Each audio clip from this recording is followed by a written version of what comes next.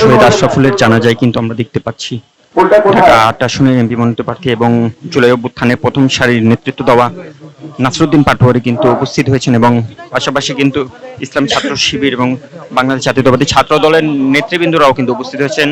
একই সাথে কিন্তু ডাকসুর যারা রয়েছেন ডাকসুর সদস্যরাও কিন্তু উপস্থিত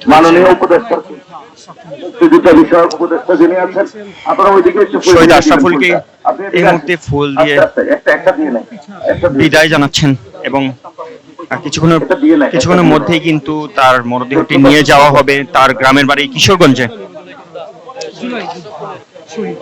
জুলাই যোদ্ধা আশরাফুলকে কিন্তু ফুল দিয়ে শ্রদ্ধা জানানো হচ্ছে।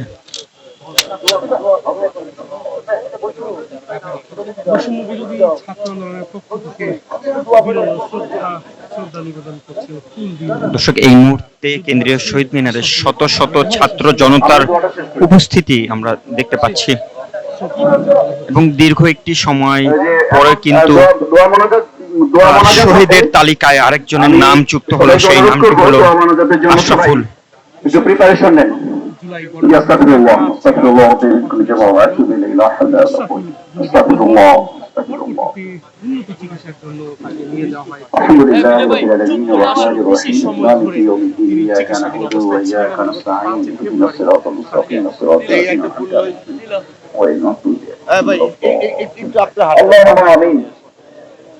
ربنا آتنا في الدنيا حسنة وفي الآخرة حسنة وقنا عذاب النار।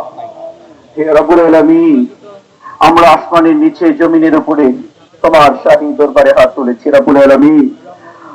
আমরা তোমার গুটি করে গুনাহগার বান্দা। আমরা এক শাহাদাত শহীদি মৃত্যুকে ধারণ করেছে আমাদের আশরাফুল ভাই রব্বুল আলামিন। বাংলাদেশকে আধিপত্যবাদ থেকে মুক্ত করার জন্যই উনি ঝাঁপিয়ে পড়েছিল।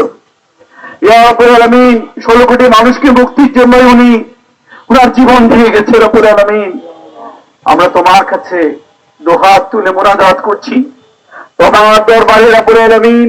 এই কেন্দ্রের শহীদ মিনার থেকে তাকে সামনে রেখে তোমার দরবারে হাত তুলে প্রার্থনা করছি, আল্লাহ তুমি আশরাফুল ভাইয়ের এই মৃত্যুকে তুমি কবুল করে নাও শাহাদাত হিসেবে। আল্লাহ তাকে আসীন করো জান্নাতুল ফেরদৌসে। ইয়া রব্বুল আলামিন, কোন স্বার্থ নয়, কোন ধান্দাবাজি নয় রব্বুল আলামিন, শুধুমাত্র দেশকে আধিপত্যবাদ থেকে মুক্ত করার জন্য রব্বুল আলামিন।